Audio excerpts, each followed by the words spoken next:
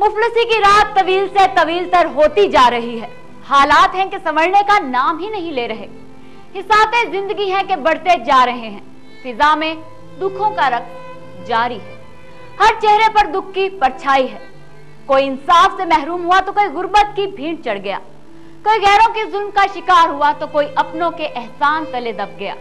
कोई रस्मों का बागी हुआ तो खुद रस्म बन गया। कसूर किसका है? क्या रहबर बदलने से मसाइल हल होंगे, या कहीं ऐसा तो नहीं कि हमें खुद को बदलना पड़ेगा? कुछ ऐसे ही मसाइल और कुछ ऐसी ही खबरें शेयर करेंगे हम आपके साथ और थामेंगे हर गरीब और कमजोर का हाथ। बस उठाइए फोन, कीजिए कॉल और हम बनेंगे आपकी आवाज। Welcome to the show. मैं हूं एनी खान और आप देख रहे हैं दिन 15। रोजे अव्वल से आज तक हव्वा की बेटी को कभी घरेलू तशद्दुद का सामना करना पड़ा तो कभी माशरती। आज के जदीद तरक्की याफ्ता दौर में भी सिनफे नाजुक बसा औकात माशरती इक़दारों की नजर हो जाती है और माँ बाप की शफकत के बजाय जुल्म का शिकार होने लगती है। कुछ इसी तरह का वाकया सियालकोट के रिहायशी डॉक्टर सना शुएब के साथ पेश आया। डॉक्टर सना ने 2009 में शुएब नामी शख्स से पसंद की शादी की और इसी खुशी के लम्हे की आज तक मुंतज़िर है। डॉक्टर सना के वालिदैन ने इस शादी को तस्लीम करने से इनकार किया और उसे और उसके शौहर को जान से मारने के दरपे हो गए। ये सब कुछ दिखाया हमने आपको और वादा किया था बहुत जल्द मजीद हकायक सामने लाएंगे। क्या हुई अभी तक इस केस में पेशरफ, ये सब आपको दिखाएंगे, लेकिन पहले देखिए रिकैप। मेरी शादी को काफ़ी टाइम हो चुका है। मैं अपने शौहर के साथ रहती हूँ। प्रॉपर हमारी शादी जो है वो अरेंज हुई थी। सब कुछ तरीके से हुआ था। तेल से एक दिन पहले मेरे माँ बाप जो है मुझे लेके चले गए यहाँ से। इन्होंने मुझे अगवा किया, मुझे अगवा करके पेशावर ले गए। वहाँ जाके इन लोगों ने मुझे पठानों से और जहाँ भी रखा, मुझे मर्द थे, औरतें थी, सारे थे, वो मारते थे और मुझे यही कहते थे कि अपने शौहर के ख़िलाफ़ लिख के दो और उससे तलाक लो।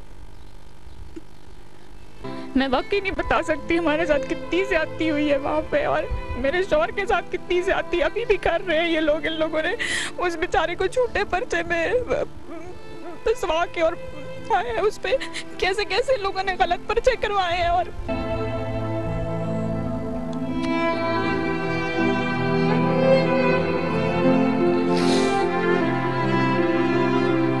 वो एक ही बात बैठ गए कि इसके खिलाफ लिख के दो कि इसने मेरे साथ ज़बरदस्ती निकाह किया है और तलाक लो।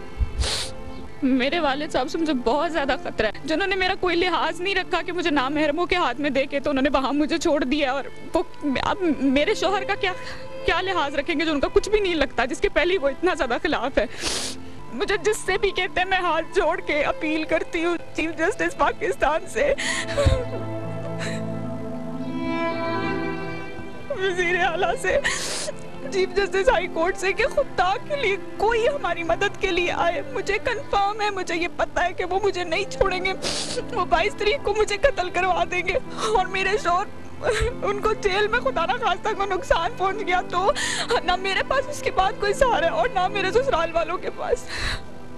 अगर मेरी जगह किसी आला हुकाम की कोई बेटी होती तो उसके साथ इस तरह ये लोग करते, उसको कोई इतना जलील होने देता? कभी हम लोगों ने किस किस बंदे के पास जाके अप्रोच नहीं करवाई, लेकिन कोई भी बंदा हमारी हेल्प के लिए आगे नहीं आया।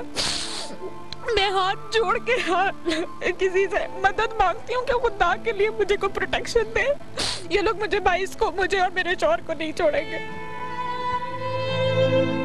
मैं अपनी इस बेटी के लिए और शुएब के लिए हम सब अपनी जान भी देने को तैयार है। इन्होंने हमारा जीना हराम कर दिया है। 3-4 माह से हमने ना कुछ खाया ना पिया, घर घर ठोकरें खाई, दर दर पे खजल हुए। इन्होंने हमारा कुछ नहीं छोड़ा। मजीद हकायत जानने पहुंची दिन 15 की थी।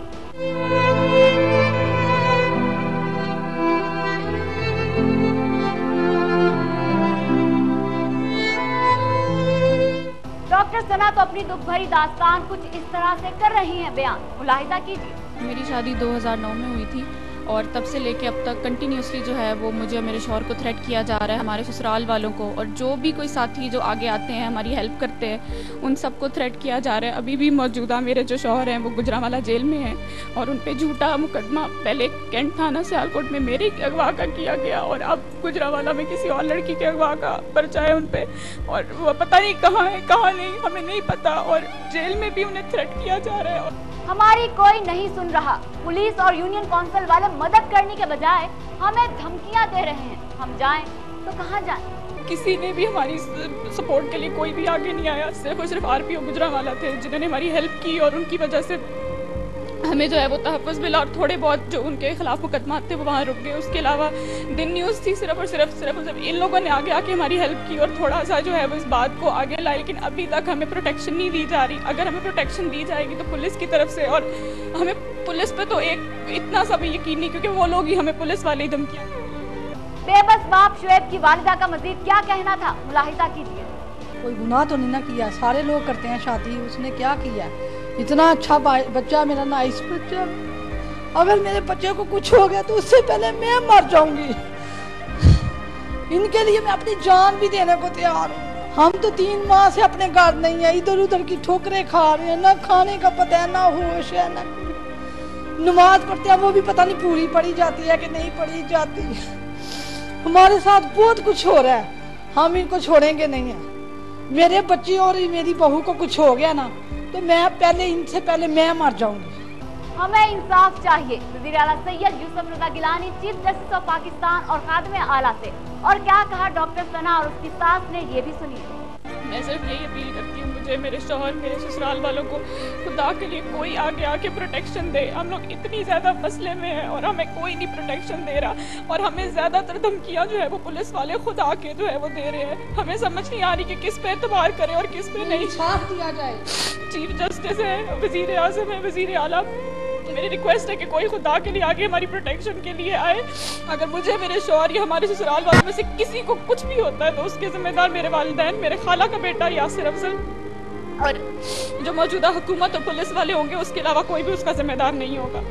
सियालकोट के नुमाइंदा दिन न्यूज इशफाक अहमद ने भी पर्दा उठाया कुछ मजीद हकाइक से, मुलाहिजा कीजिए। इसमें हारून दो तीन वजूहात हैं। 2009 में जब इन्होंने अपनी मर्जी से निकाह कर लिया तो बाद में इन्होंने राज़ी कर लिया अपने घर वालों को शादी के लिए, लेकिन उसके बाद ऐन वक्त पे जो है वाले साहब ने इनको अगवा भी करवा दिया। अगवा करवाने के बाद 7-8 दिन जो है ये जो कबायली इलाके हैं वहाँ पर इसको रखा गया, तशद्दुद का जो है वो निशाना बनाते रहे। असल वजह यह है कि बुनियादी तौर पे स्टेटस को जो है वो ये नहीं चाहता कि जो लोग जिनके दिलों में मोहब्बत है वो मोहब्बत जो है वो किसी तरह परवान। इसके जो शौहर हैं शुएब, उनके खिलाफ कौन कौन से मुकदमा जो हैं इनके पेरेंट्स ने दर्ज करवाए हुए हैं? जी, इनके खिलाफ एक तो इन्हीं के अगवा का मुकदमा जो था वो सियालकोट थाना कैंट में दर्ज था।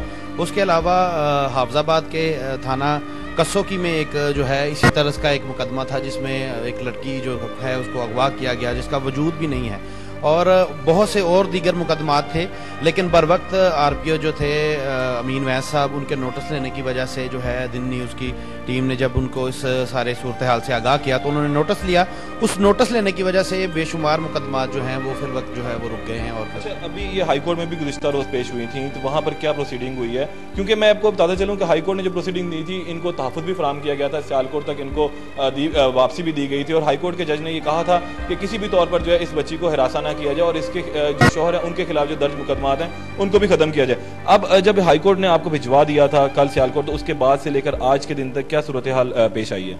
ये हाई कोर्ट ने पुलिस के जिम्मे तो लगा दिया था, लेकिन इनका ट्रस्ट पुलिस पे नहीं है। उसकी बुनियादी वजह यह है कि सियालकोट डीएसपी सिटी का एक रीडर है जुल्कुरनैन भी इन्हें इसके जो है वालिद की जानिब से जो है वो सिविल कपड़ों में आता है और आके इनको धमकाता है। तो ये समझते हैं कि जब पुलिस हमें तहफ़्फ़ुज़ देगी तो पुलिस के अंदर ही ऐसे लोग मौजूद होंगे जो हमें कत्ल करवा देंगे।